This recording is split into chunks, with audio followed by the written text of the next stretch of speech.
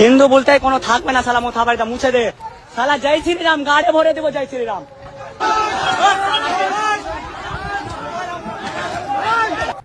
তোমরা তো ভিডিওটা দেখলা, আমাদের ধর্মকে নিয়ে কিভাবে গালিগালাজ করছে, কিভাবে উল্টো পাল্টা কথা বলছে, বলছে কি জয় শ্রীরাম আমাদের কোথায় ভরবে সেটাও তোমরা শুনলা।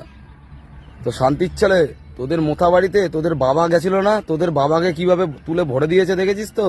তোদের মতন বালচালকে না তুলতে 2 মিনিট টাইম লাগবে, তুলে ওইভাবে ভরে দেবে, একদম জায়গায় সিল করে দেবে, জীবনের মতন গলার আওয়াজ বন্ধ হয়ে যাবে। সালা মাদার চোদ, কথাবার্তা ঠিক করে বলবি। ধর্ম নিয়ে খাটছিস, ধর্ম নিয়ে খাট, অন্যজনের ধর্মকে অপমান করবি না, গালি করবি না। শালা যেখান থেকে বেরিয়েছিস সেখানে ভরে দিয়ে আসবো, ঠিক আছে? হিন্দুদের এইটুখানি ক্ষমতা আছে, ধর্ম নিয়ে কোনো কথা বলবি না।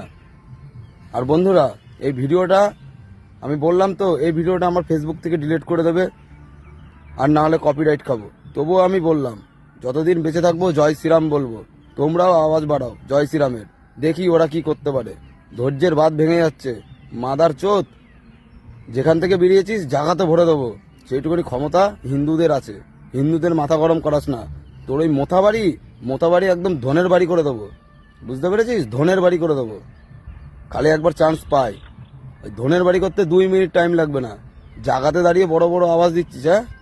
পাড়ার থেকে বেরিয়ে এসে বড় বড় আওয়াজ দে, শ্যাটার তক্তা মেরে ওখানেই নাড়িয়ে দেবে, শুয়োরের বাচ্চা।